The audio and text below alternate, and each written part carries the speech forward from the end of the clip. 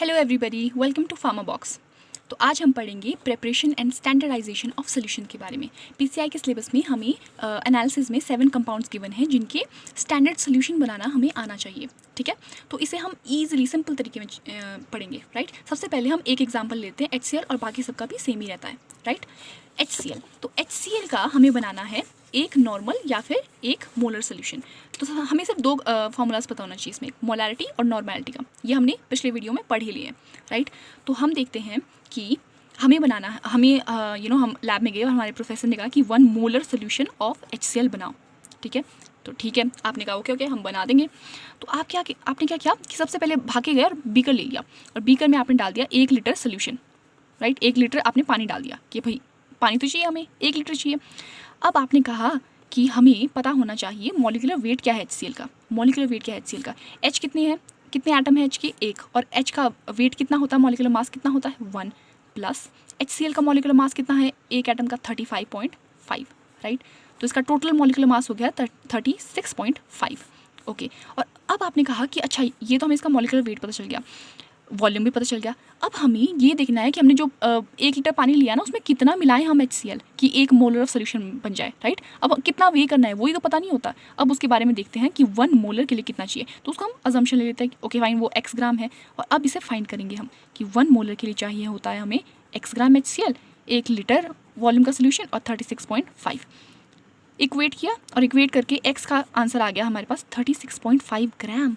Right, तो मतलब है 36.5 gram of HCl is required.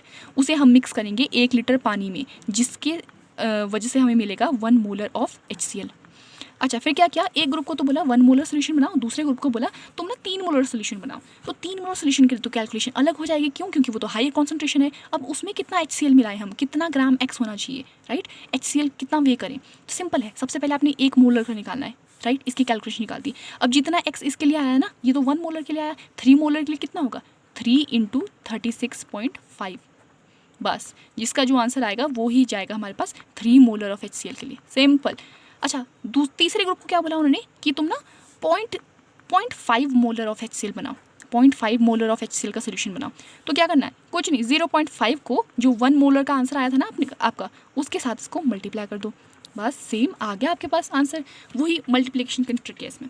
अब देखते हैं नॉर्मल सोल्यूशन। हमें 2 सोल्यूशन बनाने हैं, एक तो मोलर सोल्यूशन बनाना है और एक नॉर्मल सोल्यूशन बनाना है। नॉर्मल सोल्यूशन के लिए क्या करेंगे, नॉर्मल सोल्यूशन के लिए हमारे पास सबसे इंपॉर्टेंट है इक्विवेलेंट वेट का पता होना। इक्विवेलेंट वेट का मतलब होता है कि जो आपका इसका मतलब है कि जो आपने लिया है ना कंपाउंड, सबसे पहले आप उसके लेंगे molecular weight, right, divided by valency या बेसिसिटी या एसिडिटी, जो भी इसका एन फैक्टर है। ठीक है, अब इसको भी HCl के लिए पढ़ लेते हैं कि HCl के लिए कैसा जाएगा। राइट, HCl का इक्विवेलेंट वेट कितना है। राइट, HCl का अभी हमने पढ़ा ना कि इसका मॉलिक्यूलर मास है हमारे पास 36.5। वेलेंसी कितनी है, मतलब HCl जब टूटता है पानी में तो क्या देता है, H positive plus Cl negative. एक H पॉजिटिव दिया ना इसने, तो उसकी वेलेंसी है 1। राइट, तो इसका इक्विवेलेंट वेट भी आ गया हमारे पास 36.5 ग्राम। ठीक है, मान लो अब हमें 1 नॉर्मल सोल्यूशन ऑफ HCl बनाना है, तो कितना डालना पड़ेगा हमें X, इतना। राइट, इतना है इसका X भी, इसका आंसर भी है 36.5 ग्राम, जो कि मैंने टेबल में बता दिया है कि इसके लिए भी हमको इतना ही वेट करना पड़ेगा, इसके लिए भी हमको इतना वेट करना पड़ेगा। अब देखते हैं H2SO4। H2SO4 में भी हमने इसका मॉलिक्यूलर वेट कर दिया यहाँ पे चेक, राइट, कि इतना है। अब देखते हैं इसका मोलर सोल्यूशन। जब आप उसको चेक करोगे 1 मोलर के लिए तो 98 ग्राम आएगा आंसर। पर नॉर्मल के लिए जब आपने चेक किया, देखा कि अरे ये तो 49 हो गया, तो कैसे हुआ। अब देखते हैं, इसमें आती है गेम इक्विवेलेंट वेट का। Equivalent weight of H2SO4 is equal to molecular mass, जो कि इसका 98, डिवाइड बाय N, जो कि इसकी वैलेंसी है। इसकी वैलेंसी क्या है, H2SO4 को जब आप पानी में डालते हो तो क्या निकलता है वो 2H positive plus H2SO4 negative.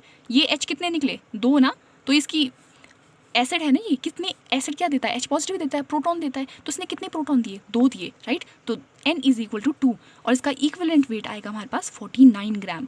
तो अगर आपको 1 नॉर्मल सोल्यूशन ऑफ H2SO4 बनाना है तो आपको 49 ग्राम ऑफ H2SO4 डालना पड़ेगा, कितने में, 1 लीटर ऑफ वाटर में।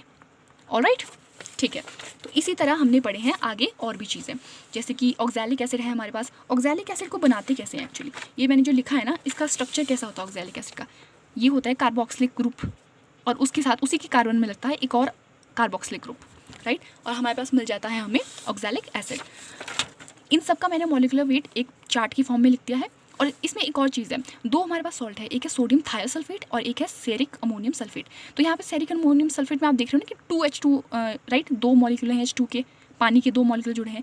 इसमें भी होते हैं, कई बार ये ड्राई होता है, कई बार ये एक्वस भी होता है, मतलब ये हाइड्रेटेड भी होता है, एक्वस नहीं हाइड्रेटेड भी होता है। कितने मॉलिक्यूल जुड़ेंगे इसमें वाटर के? 5 मॉलिक्यूल। तो अगर तो ड्राई है तो उसका मॉलिक्यूलर वेट होगा 158, पर अगर ये हाइड्रेटेड है 5H2O के साथ तो इसका मॉलिक्यूलर वेट होगा इतना।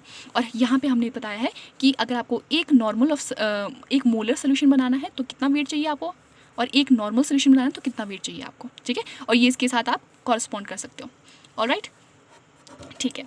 और यहाँ पर इसका एग्जाम्पल है जो कि मैंने अभी एक्सप्रेस किया।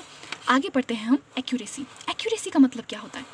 एक्यूरेसी का मतलब होता है सही होना, राइट, करेक्टनेस या फिर क्लोजनेस टू करेक्टनेस। इसको भी हम एक एग्जांपल की हेल्प से पढ़ लेते हैं। आपके प्रोफेसर ने आपको कहा कि ये एक्सपेरिमेंट है और इसकी रीडिंग कितनी आनी चाहिए? 20 आनी चाहिए इसकी रीडिंग, कुछ भी हो जाए, 20 ml है इसकी रीडिंग, जो भी आप एक्सपेरिमेंट कर रहे हो। पर बच्चों का आंसर क्या आ रहा है? किसी का आंसर है 20.1, किसी का आंसर आ रहा है 20.5, किसी का आंसर आ रहा है 20.8। तो एक्यूरेट रीडिंग क्या है? ये है। और इसके पास वाली जो रीडिंग होती है हम उसे कहते हैं कि इसकी एक्यूरेसी अच्छी है, हाई है। और सबसे हाईएस्ट एक्यूरेसी किसकी होगी? जिसका एग्जैक्ट 20 आए, राइट, उसे हम कहते हैं एक्यूरेसी। करेक्टनेस ऑफ मेजरमेंट या फिर क्लोजनेस और concordance between the experimental value जो आप कर रहे हो और ट्रू वैल्यू जो कि आपके प्रोफेसर ने आपको बताया है, डिटर्मिन करते हैं इसे एब्सोल्यूट मेथड से। एब्सोल्यूट मेथड का मतलब है डायरेक्टली आपने कोई भी सैंपल लिया, चाहे वो गैस है, चाहे वो लिक्विड है, चाहे वो सॉलिड है, और उसको आपने वे कर दिया, डायरेक्ट वे कर दिया उसे, राइट, तो उसके थ्रू आपको दिखता है एब्सोल्यूट मेथड। दूसरा है कंपैरेटिव मेथड। इसमें आप क्या करते हो कि जो सैंपल है ना उसको आप स्टैंडर्ड के साथ रिएक्ट करते हो। स्टैंडर्ड मतलब 100% प्योर सोल्यूशन, और जितना सैंपल का वॉल्यूम कंज्यूम होता है उस रिएक्शन में उसे आप रीडिंग की तरह यूज़ करते हो। Okay, next is precision. Precision का मतलब है रिपीटेबिलिटी या फिर रिप्रोड्यूसिबिलिटी ऑफ मेजरमेंट। रिप्रोड्यूसिबिलिटी का मतलब क्या है? इसका मतलब है बार बार एक ही रीडिंग आना, बार बार एक ही रीडिंग आना, उसे हम कहते हैं precision. Multiple observations with similar value या फिर कंकॉर्डेंस। कंकॉर्डेंस का मतलब होता है similarity of a series of measurement of same quantity. अच्छा, जब भी आप एक्सपेरिमेंट करते हो तो उसे क्या करते हो? 3-4 बार करते हो। जैसे 20 ml वाला एग्जांपल हम फिर से ले लेते हैं। आपको जब भी आपके प्रोफेसर कहते हैं कि इतना आंसर आना चाहिए तो आप उस एक्सपेरिमेंट को या फिर उस रीडिंग को 2 से 3 बार करते हो, और 2 से 3 बार आपकी रीडिंग ऐसी आती है 20.1, 20.2 या फिर 20.1 फिर से आ गई, राइट। ऐसी नहीं आती ना 20 या फिर 25 आ गई या फिर 28 आ गई, ये बिल्कुल गलत है। ऐसी रीडिंग को कोई भी एंटरटेन नहीं करता है, ऐसी रीडिंग्स आनी चाहिए, राइट। रिपीटेबिलिटी मतलब बार बार सेम या सिमिलर रीडिंग्स आना, उसे हम कहते हैं प्रिसीजन। यहाँ पे से एग्जांपल की हेल्प से पढ़ते हैं दोनों को, एक्यूरेसी को भी और प्रिसीजन को। ये बॉक्स है बाहर वाला, ये अंदर वाला बॉक्स है। जब भी पॉइंट लगना चाहिए तो अंदर वाले के पॉइंट में ही, अंदर वाले बॉक्स में ही पॉइंट लगना चाहिए, तभी हम उसे एक्यूरेट मानेंगे। इसमें एक्यूरेसी है, क्यों? अंदर वाले बॉक्स में लगा है, राइट। इसमें एक्यूरेसी है, नहीं, क्यों? यहाँ पे पॉइंट बाहर लगे हैं। इसमें एक्यूरेसी है, ऑफकोर्स है। इसमें एक्यूरेसी है, नहीं है, बाहर चले गए भी पॉइंट। अब देखते हैं यहाँ पे प्रिसीजन का मतलब हमने समझा था रिपीटेबिलिटी, बार बार सेम चीज़ें आना। तो बार बार सेम चीज़ें कैसे आएंगी? क्या ये सारे चारों पॉइंट एक ही जगह पे आए हैं? राइट, आप कह सकते हो हाँ एक जगह के पास आया है, ये तो इसमें इतनी अच्छी तरह से दिख नहीं रहा, पर आप कह सकते हो कि ये साथ साथ ही आए हैं। यहाँ पे प्रिसीजन है, ऑफकोर्स है यहाँ पे प्रिसीजन, क्यों? भले ही ये एक्यूरेट नहीं है, एक्यूरेट तब होता है ना अगर इस बॉक्स के अंदर है, पर ये प्रिसीजन में तो है। मतलब जहाँ पर भी लगी वो जो भी आपका पॉइंट लगा तो सेम जगह, भले वो गलत है पर उसकी रिपीटेबिलिटी अच्छी है, गलती की भी रिपीटेबिलिटी अच्छी है, आप ये कह सकते हो। अब यहाँ पे देखते हैं हम, एक्यूरेसी तो है पर रिपीटेबिलिटी नहीं है, क्यों? आप देख सकते हो पॉइंट कितने दूर दूर है, मतलब वैल्यूज़ इनकी सेम नहीं आएगी, दूर दूर आएगी वैल्यूज़। यहाँ पे देखो एक्यूरेसी तो है ही नहीं, पर इसमें प्रिसीजन भी नहीं है। Okay, next we are going to study about errors, और ये मिलेगा आपको वॉगल की पेज नंबर 127 में। रेफरेंस बुक में ना बहुत ऊपर नीचे दिए होते हैं आपको स्टफ़ जो भी पढ़ने का होता है, तो मिलता नहीं है, तो मैंने पेज नंबर आपको साथ में बता रही हूँ 127। और वॉगल्स की हो सके तो PDF रखो, ओके, वो अच्छा रहता है। एरर्स मतलब क्या है इसका? गलतियाँ, जो भी गलतियाँ हो जाती है आपको एक्सपेरिमेंट करने में, उन्हें हम एरर्स बोलते हैं। अब एरर की कोई वैल्यू भी होगी, राइट।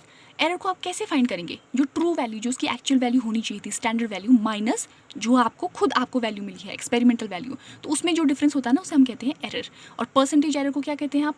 कि जो आपको एरर आया उसको आपने ट्रू वैल्यू से डिवाइड करके मल्टीप्लाई कर दिया 100 से, क्योंकि परसेंटेज की बात है। ओके, मान लीजिए जैसे कि ये था कि ट्रू वैल्यू क्या थी 20 ml, राइट। ट्रू वैल्यू है आपके पास 20 ml। आपकी एक्सपेरिमेंटल वैल्यू कितनी आई 20.1, ये आ गया आपके पास एक्सपेरिमेंटल वैल्यू 20.1। अब इसमें एरर कैसे फाइंड करेंगे हम? एरर का हमने अभी फॉर्मूला पढ़ा, वो है एरर का फॉर्मूला है हमारे पास ट्रू वैल्यू जो कि है 20 माइनस ऑब्जर्वेशन वैल्यू जो है हमारे पास 20.1। आंसर क्या आएगा -0.1। ये है एरर। ओके, ये हमारे पास एरर हो गया। ओके, अब हम बात करते हैं एरर के परसेंटेज की। एरर का परसेंटेज कैसे निकालेंगे हम? एरर है, एरर दैट इज 0.1। एरर के परसेंटेज में आप माइनस या प्लस का साइन नहीं लेते, ठीक है, इसमें कोई साइन नहीं होता। Divide by true value, true value थी 20 ml इंटू 100। ओके, चेक कर लो, आंसर आ गया 0.5% एरर। इतना एरर आया है जो आपने एक्सपेरिमेंट वैल्यू निकाली है उसमें इतना परसेंट वैल्यू है ट्रू वैल्यू के कंपेयर करके। ओके, अब एरर्स के भी अलग अलग टाइप होते हैं। एक तो होता है सिस्टमैटिक एरर, एक होता है रैंडम एरर। रैंडम मतलब इनडिटर्मिनेट। इनडिटर्मिनेट का मतलब क्या है? जिसका आपको कॉज नहीं पता होता कि वो क्यों आ रहे हैं। तो ये जो एरर्स होते हैं ना, इन्हें आप रिड्यूस भी नहीं कर सकते क्योंकि आपको उसका कॉज ही नहीं पता। पहली बात तो ये होती है कि ये जो एरर होते हैं बहुत छोटे होते हैं, मतलब बहुत नेग्लेजिबल अमाउंट तक होते हैं, बहुत छोटी वेरिएशंस होती हैं इनकी। और ये तब आपके लिए दिक्कत बन जाएंगे जब आप बहुत लार्ज वैल्यूज़ ले रहे हैं। मान लीजिए एक क्लास में 10 बच्चे हैं और एक बच्चे को उतना पढ़ना नहीं आता, तो उतनी आप कहेंगे बस एक बच्चे को पढ़ना नहीं आता। अब एक बड़ी पॉपुलेशन ले लो, आप कहो 1000 बच्चे हैं, 1000 बच्चे में से 100 बच्चों को पढ़ना नहीं आता, तो अब आपको टेंशन हो जाएगी ना कि नहीं, अरे 100 बच्चे को पढ़ना नहीं आता। तो देखा, एक 100 में तो एक था पर 1000 में वो 100 हो गए, राइट। तो वैसे वैसे करके आपकी नंबर आपके एरर्स जो हैं वो बढ़ते बढ़ते जाएंगे। कब? जब आप ढेर सारी लार्ज ऑब्जर्वेशन करोगे। एनालिस्ट का इस पर कोई कंट्रोल नहीं हो सकता और ना ही एलिमिनेट हो पाते हैं। क्यों? क्योंकि इनका कॉज ही पता नहीं होता। आप एलिमिनेट तब करोगे ना जब आपको इसका कॉज पता होगा, वो तो पता ही नहीं है। अब बात करते हैं सिस्टमैटिक मतलब डिटर्मिनेट एरर की। डिटर्मिनेट एरर मतलब जिनका कॉज आपको पता है। अगर उनका कॉज पता है तो मतलब वो रिड्यूस भी हो सकते हैं। कैसे? करेक्टिव मेजर्स लेकर। इसमें आता है हमारे पास सबसे पहले ऑपरेशनल या फिर पर्सनल एरर। हम हमेशा कहते हैं ना कि हमें स्किल्स आनी चाहिए। तो मान लीजिए कोई नया लैब में रखा है आपने, कोई भी अटेंडेंट है और उसके पास स्किल्स नहीं है, उसके पास एक्सपीरियंस नहीं है, तो कोई ना कोई गलती तो उससे हो ही जाएगी एक्सपेरिमेंट करते हुए और उसकी वजह से एरर बन जाएगा। जैसे कि क्या? Mechanical loss of sample. मान लीजिए आपने वेइंग बैलेंस के पास आप गए, आपने सैंपल को वे किया और आप बटर पेपर के ऊपर उसे उठाकर ले आए, पर साथ में ही खिड़की खुली थी, उससे हवा आई और वो सैंपल गिर गया, पर आपने नोटिस ही नहीं किया, पर उससे एरर तो आ जाएगा फाइनल रीडिंग में, राइट। और दूसरा देखते हैं अंडर या फिर ओवर वॉशिंग ऑफ प्रेसिपिटेट। आपके प्रेसिपिटेट्स आ गए एक्सपेरिमेंट में, प्रोफेसर ने कहा कि भाई धो इसको, पानी से धो। आपने धोना शुरू किया पर आपको पता नहीं है कि धोते कैसे हैं इसको, कितना पानी चाहिए होता है, कितनी देर तक धोना है, राइट। या तो वो अंडर वॉश हो जाएंगे, उसकी वजह से रिएजेंट आ जाएगा, या फिर ओवर वॉश हो जाएंगे, पीपीटी ही चले जाएंगे, तो भी एरर क्रिएट हो जाएगा। एक और चीज़ होती है हाइग्रोस्कोपिक एलिमेंट। जैसे कि मान लीजिए आपके पास है मैग्नीशियम सल्फेट या फिर मैग्नीशियम क्लोराइड। ये हाइग्रोस्कोपिक कंपाउंड होते हैं। जब भी आप इनके साथ एक्सपेरिमेंट कर रहे हो ना, तो इन्हें इमीडिएटली, मतलब जो भी जिस कंटेनर में है वहाँ से लिया, एकदम से वे किया और जल्दी से इनका रिएक्शन करवा दिया। अगर आपने इसको 5 मिनट भी खुले में छोड़ा ना, तो ये पानी मॉइस्चर जो होता है ना एटमोसफेयर में, उसको ऑब्जॉर्ब कर देते हैं और खुद लिक्विड बन जाते हैं। उसकी वजह से भी फॉल्टी रीडिंग आती है। टेकिंग फॉल्टी रीडिंग्स, जब भी आप रीडिंग्स ले रहे हैं ना, तो मान लीजिए ये है टेस्ट ट्यूब और ये है आप, यहाँ पर लेवल आया तो आपकी आंखों का लेवल भी यहाँ पर होना चाहिए, एग्जैक्टली सेम होना चाहिए। अगर आपने इसे थोड़ा सा ऊपर ले गया तो आपको डिफरेंट रीडिंग्स दिखाई देगी। अगर आप थोड़े नीचे आ गए, यहाँ से थोड़े नीचे आ गए, तो आपको अलग रीडिंग दिखाई देगी। उसकी वजह से एरर क्रिएट हो जाता है। तो जब भी आपको रीडिंग लेनी है, आपको हॉरिजॉन्टली उसके सामने होना चाहिए, उस मार्क के सामने होनी चाहिए आपकी आंखें। Okay, next is instrumental error. Instrumental error में हम पढ़ते हैं किसकी गलती होगी? इंस्ट्रूमेंट की गलती होगी। मान लीजिए आप वेइंग बैलेंस है, अब उसमें कुछ गलती है, राइट, वो ढंग से मेजर नहीं करता, या फिर उसका बैलेंस ख़राब है, या फिर उसकी जो उसमें आप वेट पुट करते हैं उनका वेट कम हो गया या ज़्यादा हो गया है, राइट। उसकी वजह से भी गलत रीडिंग आ जाती हैं। अनकैलिब्रेटेड ग्लासवेयर, कई बार होता है ना कि मेजरिंग सिलेंडर है, उसके ऊपर जो मार्किंग लगी होती है, उनके ऊपर जो रीडिंग लगी होती है वो फॉल्टी होती है। कैसे? वो ख़राब हो गई होती है, कई जगह मिट्टी गई होती है, राइट, कई जगह वो टूटी फूटी होती हैं, तो उसकी वजह से भी एरर क्रिएट होता है। रिएजेंट एरर्स, जब भी आप कोई केमिकल रिएक्शन कर रहे हो, उसमें रिएजेंट्स यूज़ कर रहे हो, तो वो हमेशा प्योर होनी चाहिए। अगर वो किसी सब स्टैंडर्ड क्वालिटी के हैं या फिर उसमें इम्प्योरिटी है, तो वो इम्प्योरिटी आपकी फाइनल प्रोडक्ट में आ सकती है और वो ख़राब कर देगी।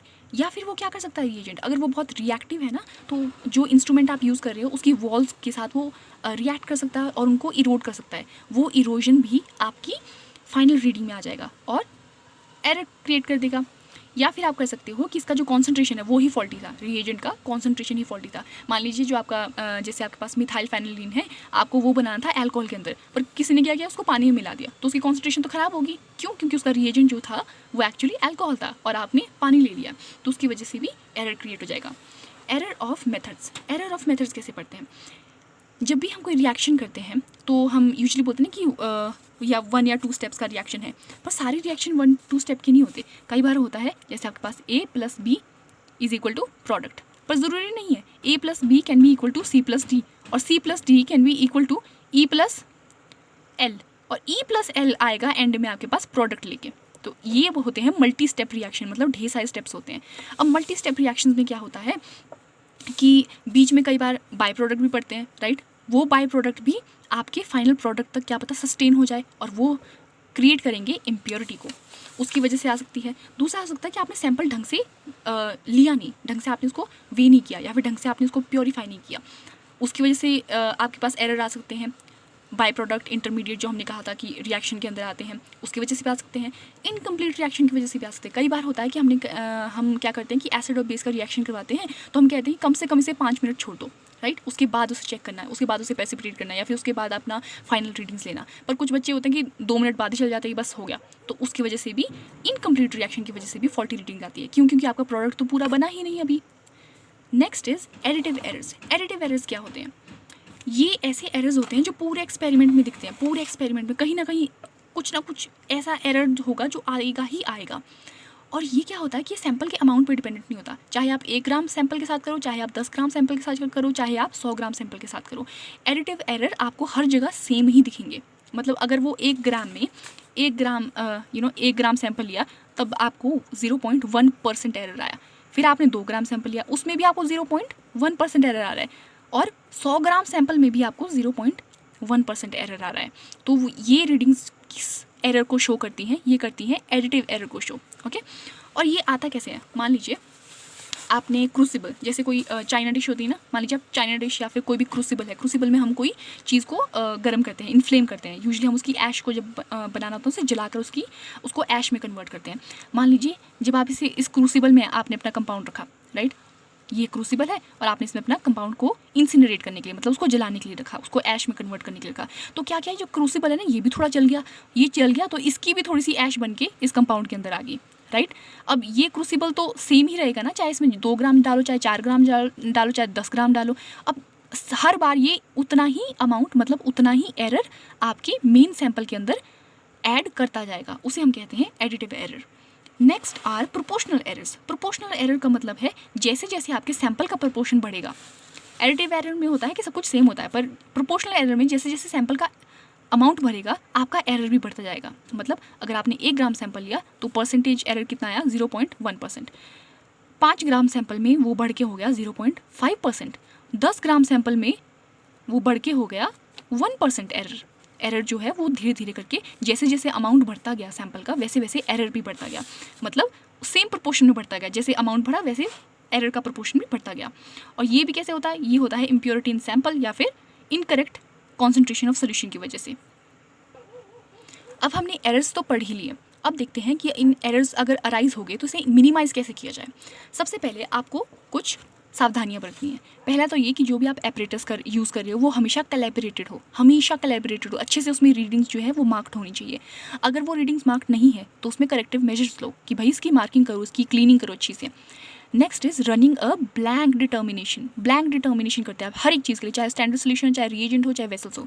ब्लैंक डिटर्मिनेशन का मतलब क्या है? जब भी आप कोई चीज़ ब्लैंक डिटर्मिन करते हो तो हमेशा रीडिंग 0 आती है। ओके, इसलिए करते हैं इसको। ब्लैंक का मतलब ये होता है नल, मतलब 0 रीडिंग आनी चाहिए ब्लैंक डिटर्मिनेशन में। अगर 0 से ज़्यादा आ गई, मतलब 0.1 या फिर 0.3, तो इसका मतलब क्या है? वो 1 या 3 ये कहाँ से आया? ये आया इम्प्योरिटीज़ की वजह से। आपने अभी सैंपल तो डाला ही नहीं, तो मतलब क्या है कि आप जो रिएजेंट यूज़ कर रहे हो या फिर आप जो सॉल्वेंट यूज़ कर रहे हो उसमें क्या है? इम्प्योरिटीज़ है। तो रनिंग ब्लैंक डिटर्मिनेशन भी हमें बताती है कि इम्प्योरिटी प्रेजेंट है। Next is running a control determination. इसमें हम क्या करते हैं? जब भी हम कोई मेडिसिन बनाते हैं ना और उसके क्लिनिकल ट्रायल्स के लिए जाते हैं तो हम 2 ग्रुप्स बनाते हैं।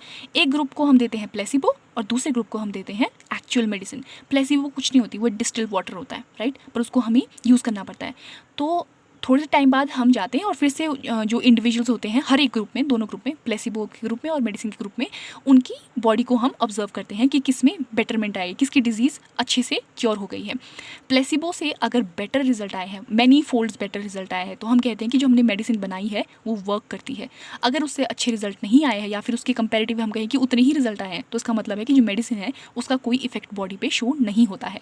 ऐसे हम यूज़ करते हैं क्लिनिकल ट्रायल्स। यही फ़र्क आता है कंट्रोल डिटर्मिनेशन से। मतलब हम कंपेयर कर सकते हैं नॉर्मल सिचुएशन में, नॉर्मल सिचुएशन और जो स्पेसिफिक हमने सैंपल के साथ हमने सिचुएशन दी है उसमें क्या क्या डिफरेंस आते हैं। Next is parallel determination. इसमें क्या होता है कि आपने एक एक्सपेरिमेंट किया, पर उसको 2 से 3 बार किया, 2 से 3 बार आपको अलग अलग डिफरेंट रीडिंग्स आई, तो आप कह सकते हो कि इसमें इम्प्योरिटीज़ है। पर अगर आपको 2 या 3 बार सेम रीडिंग्स आए तो आप कह सकते हैं कि नहीं, देखो ये जो हम एक्सपेरिमेंट कर रहे हैं ये ठीक है। Okay, next is independent method of analysis.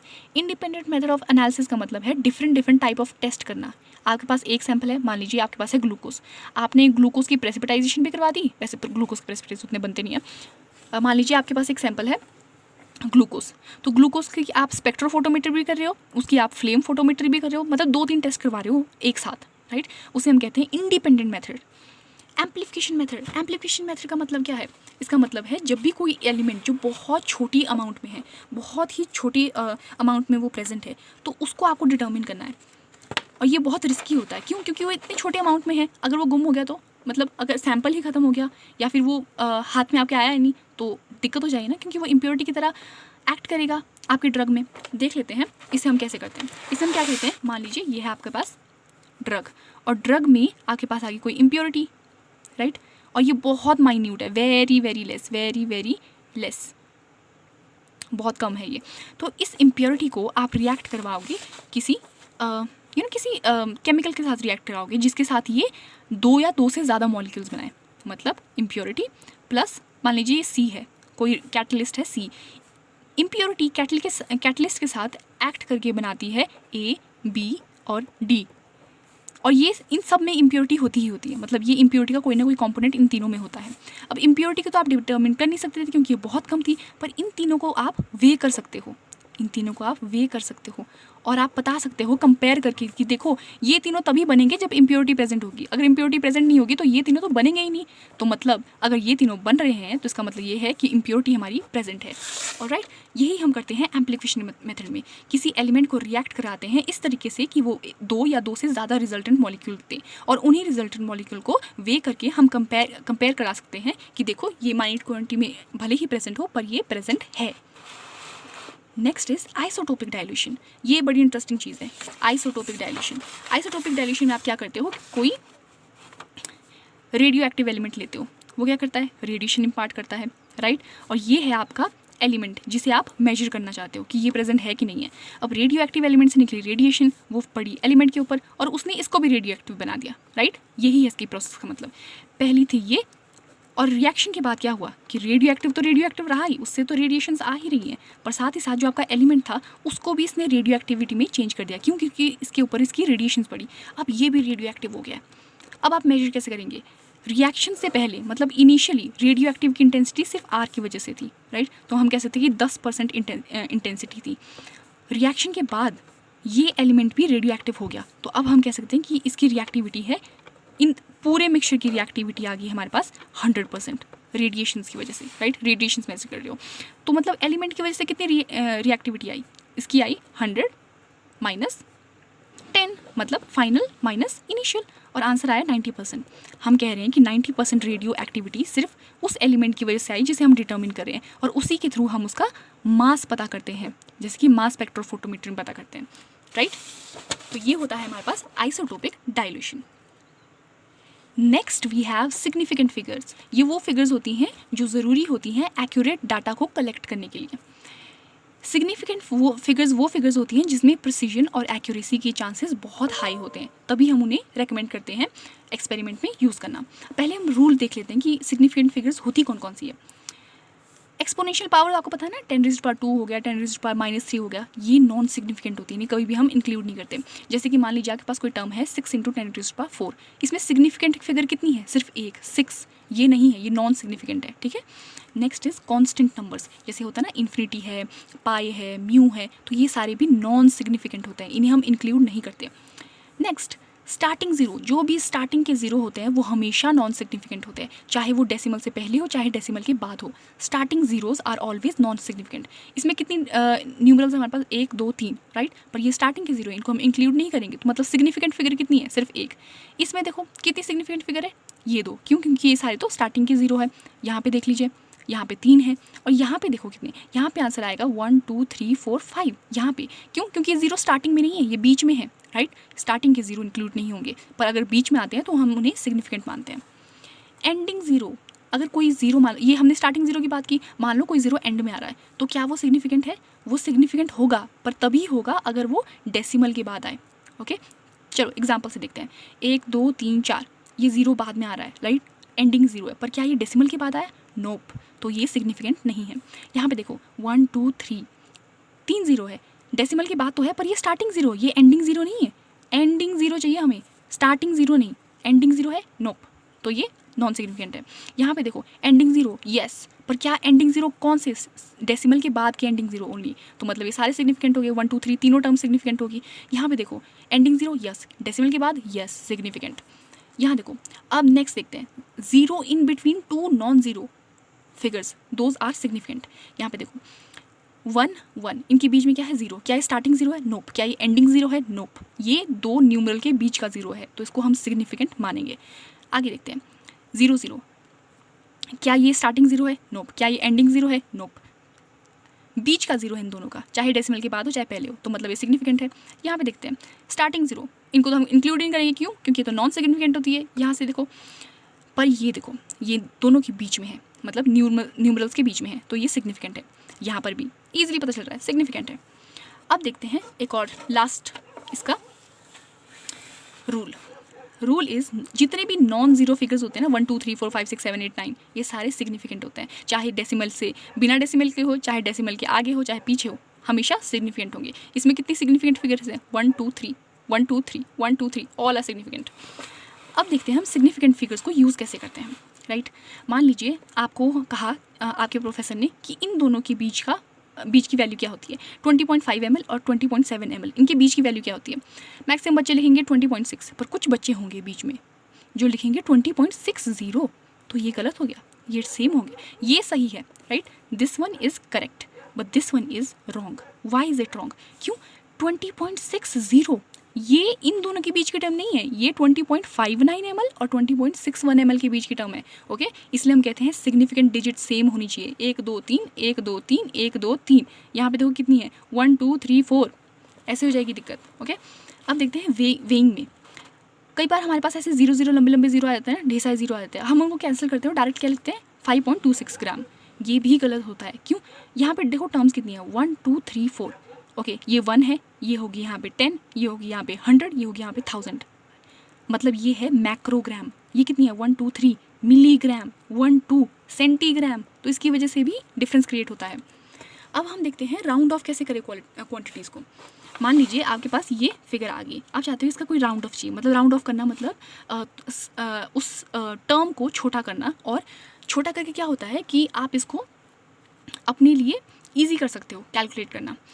तो इसमें भी 2 रूल्स हैं, अगर तो एंडिंग डिजिट 5 है या फिर 5 से बड़ी है तो उसकी नेक्स्ट डिजिट 1 बढ़ा सकते हैं आप उसमें, add 1 more if the ending digit is 5 या फिर मोर देन 5, ये 8 है ना, तो मतलब 4 की जगह क्या बन जाएगा, 5, बस हो गया राउंड ऑफ।